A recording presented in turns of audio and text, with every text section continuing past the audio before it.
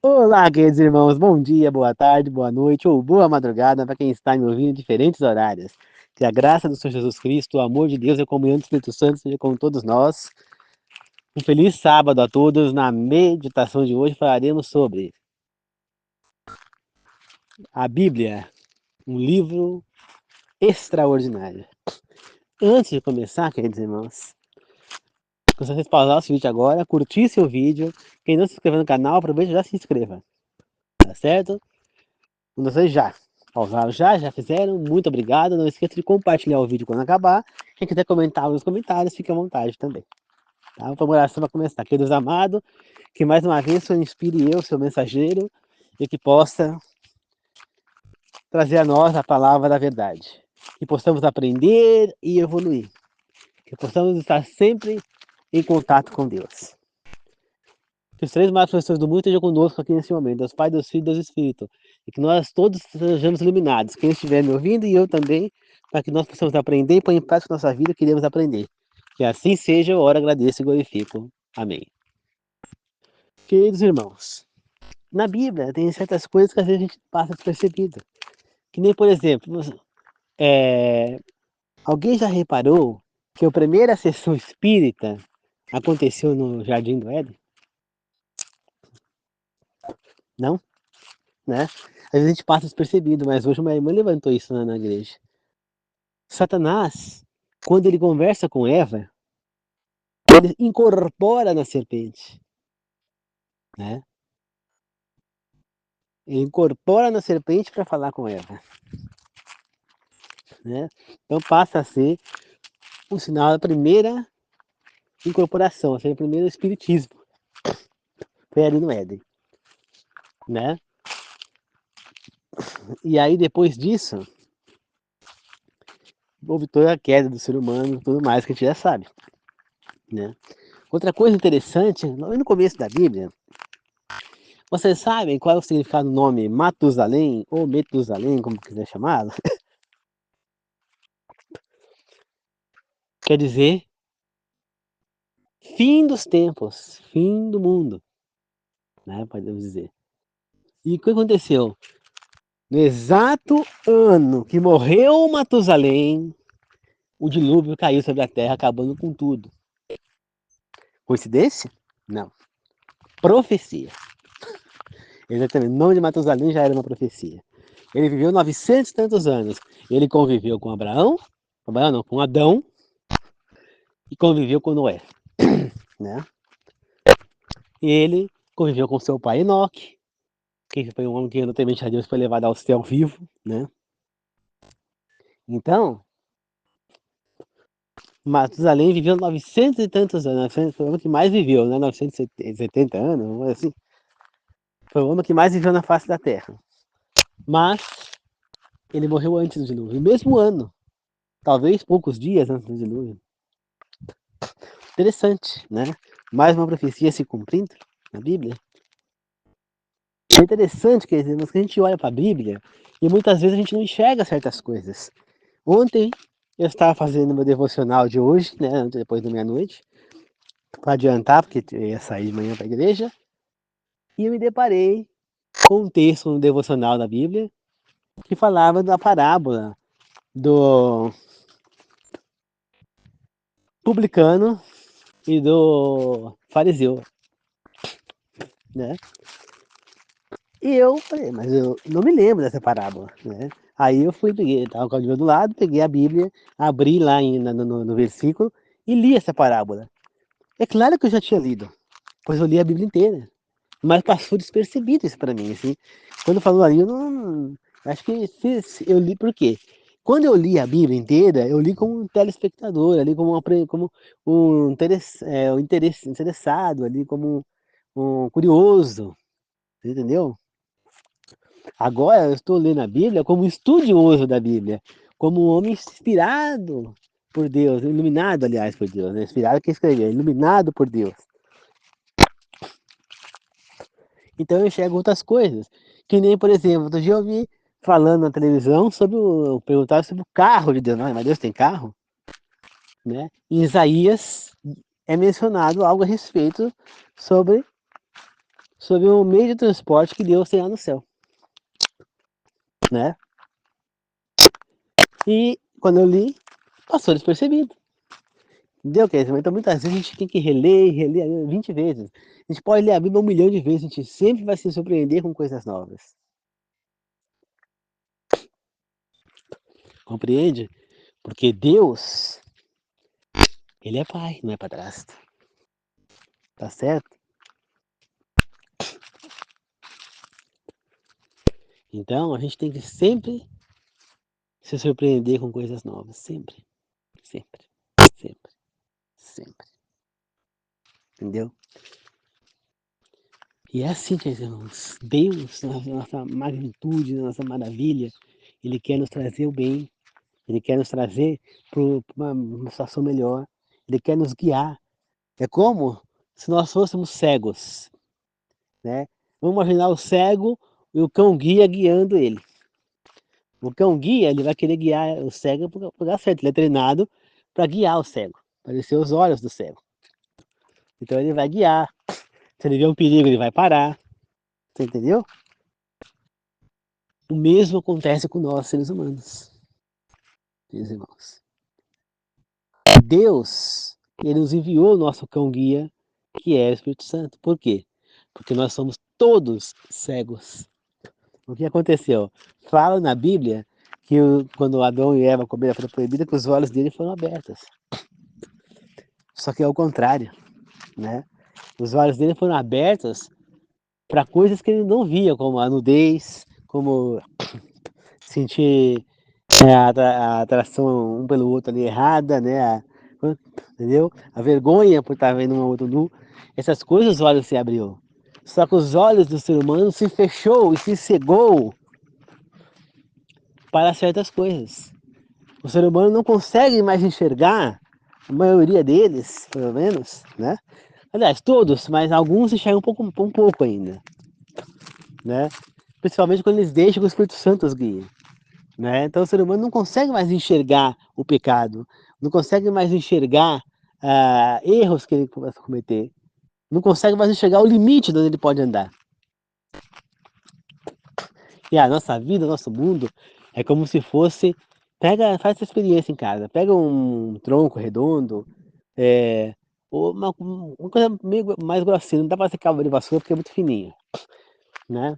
Mas pega um banco, que seja, não muito largo, aquele redondinho, e põe em cima uma tábua quadrada. E aí tenta chegar próximo da ponta da tábua com o seu dedo e faz uma forcinha ali. O que vai acontecer? A tábua vai pender para frente, para aquele lado. Se você colocar na outra ponta, vai tender para o outro lado. Se você colocar muito na frente da tábua, vai pender para frente, para trás.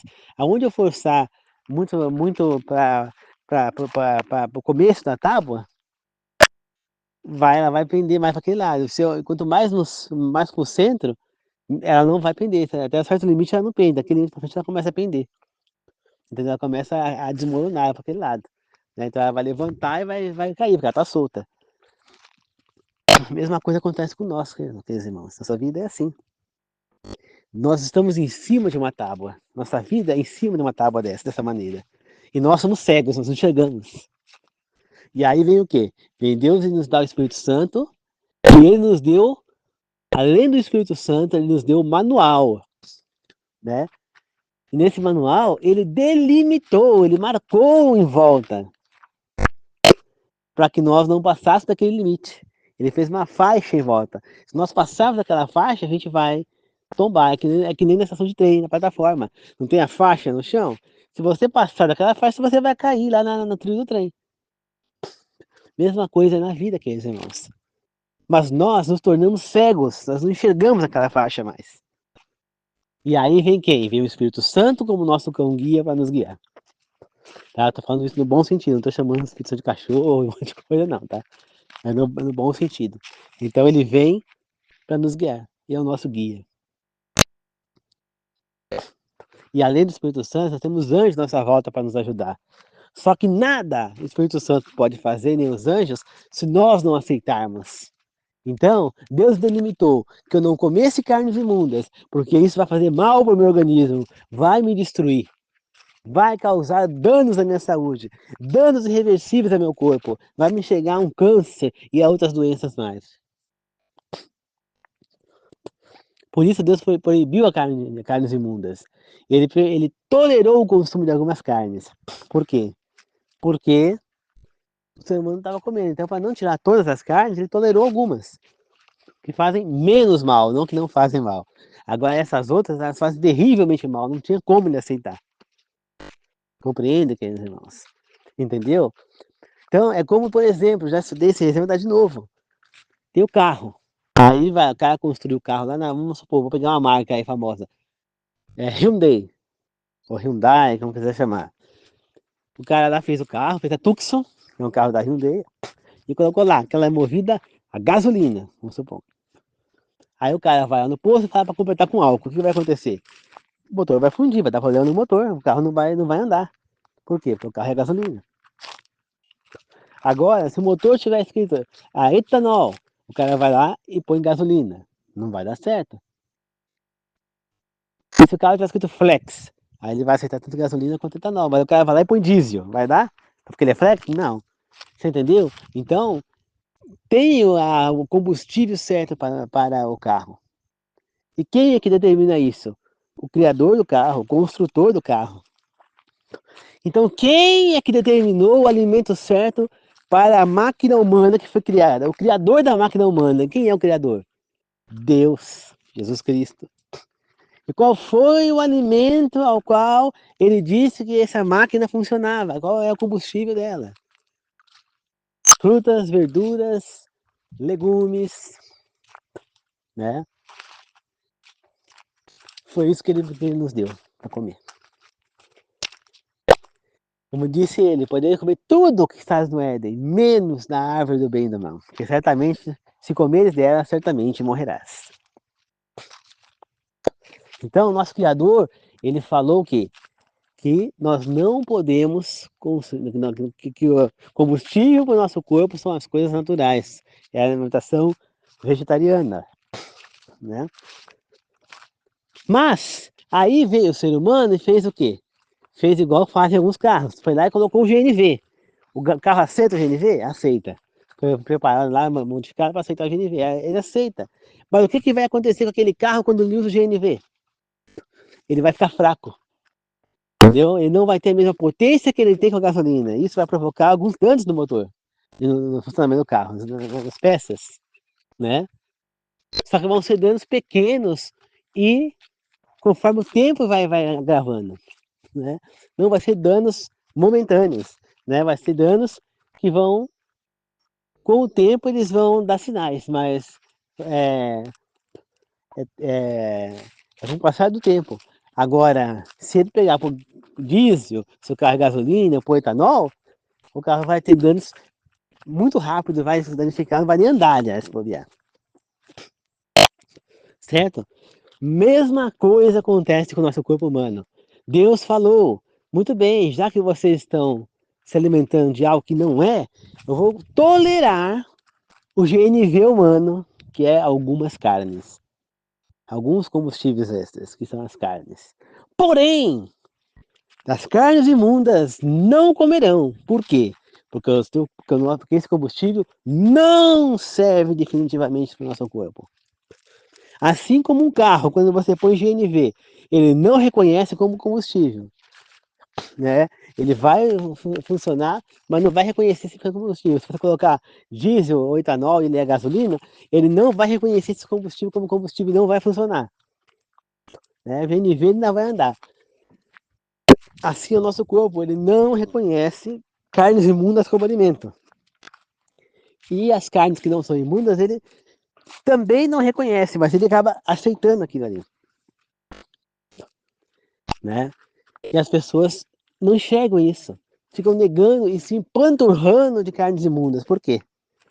Porque o inimigo está aí, falando que isso aí foi abolido, que isso aí não vale mais, e o ser humano se afundando em doença. Doenças que não existiam passaram a existir. Né? Então, nós temos que ver que não é assim. Deus orienta tal coisa, é para o nosso bem. Não é para o nosso mal. Entendeu? Não é. E por isso ele orientou que nós podemos comer somente, tolerou que nós comêssemos a carne de porco. As carnes puras, as imundas como a de porco, não. Mas Deus orienta que nós, se for possível, que a gente faça o que é correto, que é não se alimentar de carnes. A ciência já fez estudos a respeito sobre esse assunto.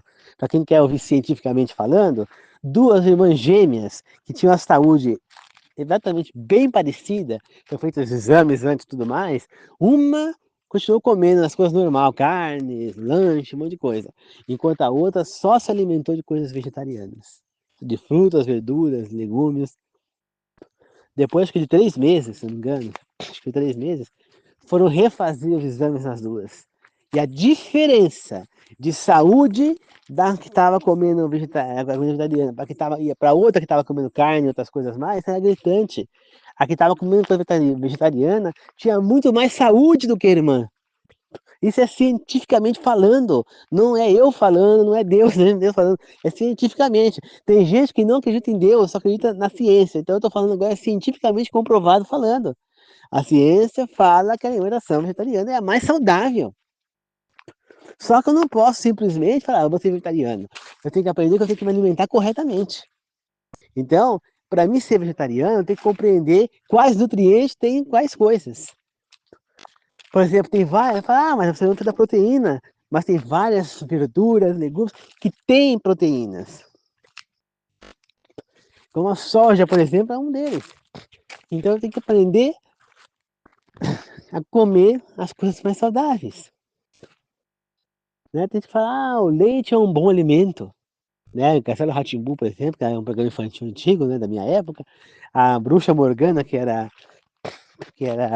uma das moradoras do castelo, ela falava, a Gláia dela falava, mas leite não é um bom alimento? Né? Sim, é um bom alimento. Era, talvez. Hoje em dia não é, não. Primeiro, ele vem do animal, né? Então já não é uma coisa legal. E segundo, esse leite que você pega de caixinha no mercado, ele está longe de ser um leite da vaca, ou de qualquer outro animal. É um leite que ele pode até ser retirado da vaca, mas ele passa por um monte de processos até chegar na caixinha, para depois chegar na tua geladeira. Tem substâncias ali altamente cancerígenas, e as pessoas não percebem. Se entope de leite todos os dias e acha que está fazendo bem para a saúde. Você quer uma sugestão para vocês? Um conselho de irmão, de amigo, de Deus? Não consuma nada que provocou alergia ou problema de saúde em alguém. O leite é um deles. Você já viu gente alérgica a leite, a lactose? Você já viu gente com problemas com carne de porco, com problemas a frutos do mar, com problemas de frios, com problemas várias. Então, esses alimentos nós temos que retirar da nossa vida. Nós temos que descascar mais e abrir menos. Entende? Nós precisamos trazer a alimentação saudável de volta para nossas vidas. Compreende, queridos irmãos? Nós precisamos disso. Infelizmente, o ser humano não enxerga. Mas o Espírito Santo está aqui para ser o nosso guia. Só que nós temos que aceitar o Espírito Santo. Nós temos que aceitar a sua ajuda. Ele não vai me obrigar a não ir para a ribanceira. Eu estou andando rumo ao buraco. O cachorro ele vai parar, vai me obrigar a parar. Mas o Espírito Santo não. Eu estou andando lá, vou cair no buraco. Se eu não aceitar que o Espírito Santo me ajude, ele vai deixar eu cair. Entendeu? Por quê? Porque ele não obriga, Deus não obriga ninguém a nada. Deus orienta que a pessoa faça tal coisa. Mas ele deixa que a pessoa tome a decisão. Ele obrigou Adão e Eva a seguir as orientações dele? Não, ele orientou que ele fizesse tal coisa. Mas ele deixou lá a árvore do bem e do mal, para que eles tivessem, por si só, a decisão de escolher o que eles queriam. Eles é quem escolheram. Assim é a vida. Nós não podemos obrigar ninguém a nada, nem mesmo os nossos filhos. Nós temos que aprender a guiá-los, e não a obrigá-los. Nós não temos esse direito.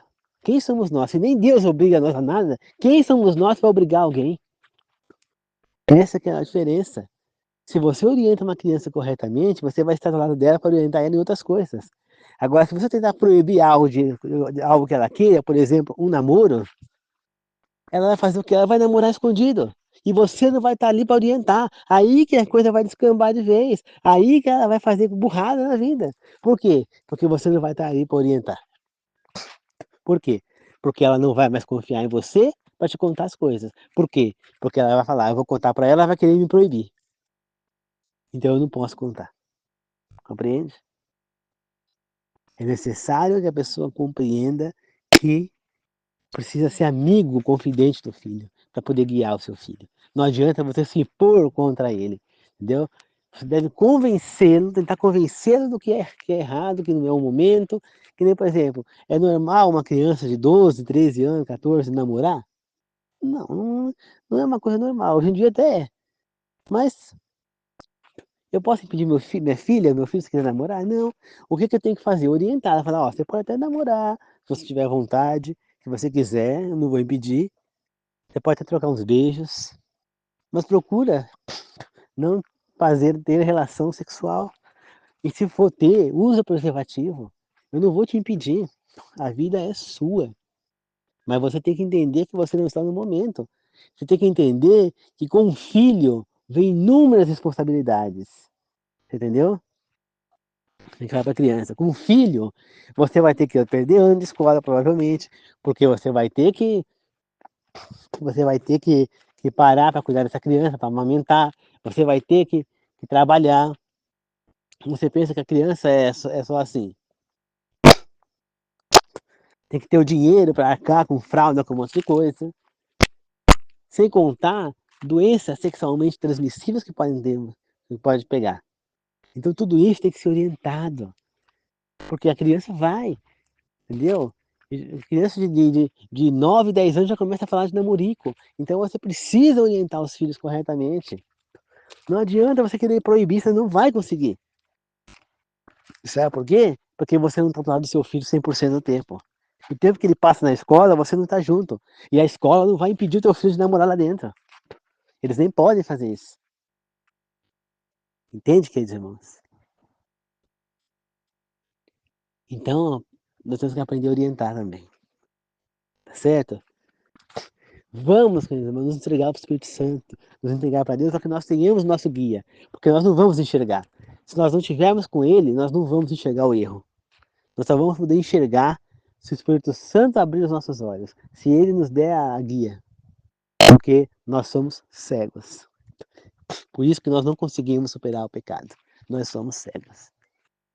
E o Espírito Santo é o único que pode abrir os nossos olhos. Nós só teremos nossos olhos abertos novamente quando Jesus voltar. Os mortos serão ressuscitados já com os olhos abertos e os vivos terão os olhos abertos e serão transformados, terão os olhos abertos. Tá certo, queridos irmãos? Então é isso. Eu espero que vocês possam ter compreendido um pouco que a Bíblia é maravilhosa. Ela tem coisas que às vezes a gente não percebe. E é por isso que nós precisamos da iluminação do Espírito Santo, para que ele abra os nossos olhos e nós podemos estudar a Bíblia. Ela é maravilhosa. Cada vez que eu estudo mais a Bíblia, que eu leio mais, mais eu quero, mais eu desejo me aprofundar no assunto, mais eu aprendo coisas novas. Parece que eu já sei tudo da Bíblia, só que eu não sei nada. Essa que é a verdade, irmão. Não sei nada. Eu já estou há 4 anos estudando a Bíblia e eu não sei nada. 4, não, acho que 5 anos que eu estou estudando a Bíblia. A igreja quer fazer 4, eu estou uns 5 anos estudando a Bíblia. E eu não sei praticamente nada. Nada. Tem gente aí estudando a Bíblia há 20 anos, 30 anos, e praticamente não sabe nada. Por quê? Porque a Bíblia tem muito a ensinar, muita informação, coisas que passam batido pelos nossos olhos. Por isso que a gente tem que reler, reler, reler, reler, reler, reler, reler, reler, reler. E estar sempre em contato com a palavra, porque a gente vai estar sempre aprendendo coisas novas, sempre evoluindo, sempre chamando nossa atenção para certas coisas. E nós vamos estar sempre nos policiando. Mas é importante estar sempre em contato com a palavra de Deus, tá certo? Vamos fazer uma oração para encerrar. Querido Deus amado, obrigado por mais essa meditação, obrigado por estar comigo, obrigado, Senhor, por estar ao meu lado, Pai. Obrigado, Senhor, por tudo que você vem fazendo por mim, meu Deus. Obrigado, Senhor, muito obrigado. Muito obrigado, meu Deus. Que assim seja sempre ao meu lado, Pai. Que todos nós aqui possamos ser abençoados com um bom fim de sábado, com uma boa semana que vai se iniciar amanhã, e que nós todos possamos estar iluminados e refletir, absorver tudo e pôr em prática nessas vidas esses ensinamentos.